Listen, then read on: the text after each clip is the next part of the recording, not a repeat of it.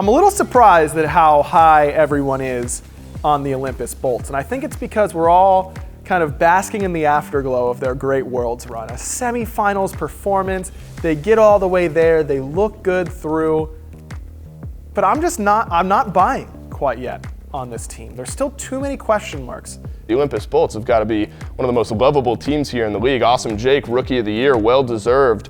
Barracuda, who doesn't love that guy?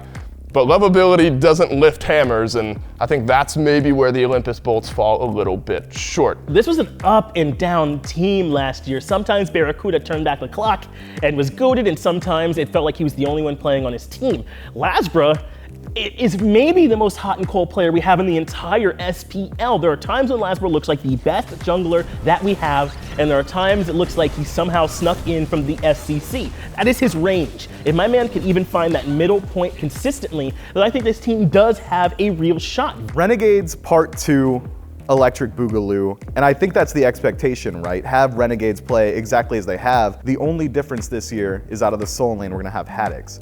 And hot take for Haddix, I think this guy has some of the best Soul Lane talent in the league right now. Haddix is a beast. I think this guy is going to fit right in to the other SPL Soul Laners. I think he's a fantastic laner, and his team fighting needs a little bit of work, but not much. I expect Haddix to be a solid middle or top middle of the pack Soul Laner.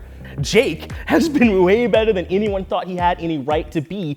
This is a guy in this support role who has very often carried the Renegades to a victory from his role and from his play in a single game, been able to make them a more successful team all around.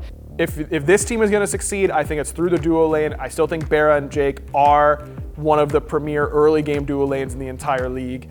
Enemy team's purple buffs are going to be on notice from minute one against this roster, but the Bolts have to find a way to be a little bit more dynamic in how they want to win games. You can't rely on the duo lane to do it all. This year, we need to see consistency. We need to see that they're able to compete at that top level, at their peak performance and fighting weight at all times. Because if they're able to do that, not only are they going to go up in seeding, not only is it going to make it that much easier for them to make a Worlds run in the future, but it's also going to allow for them to reach new heights, to make use of their new blood, to make use of the veteranship that they have on this squad. If the Bolts can continue on the trajectory they showed that they have the capability of at Worlds, then this is a team that we will be talking about a lot throughout the year. If they can't, then I guess we'll be looking at them maybe again towards a potential Worlds run, but otherwise they don't have too much going for them that's different from last year.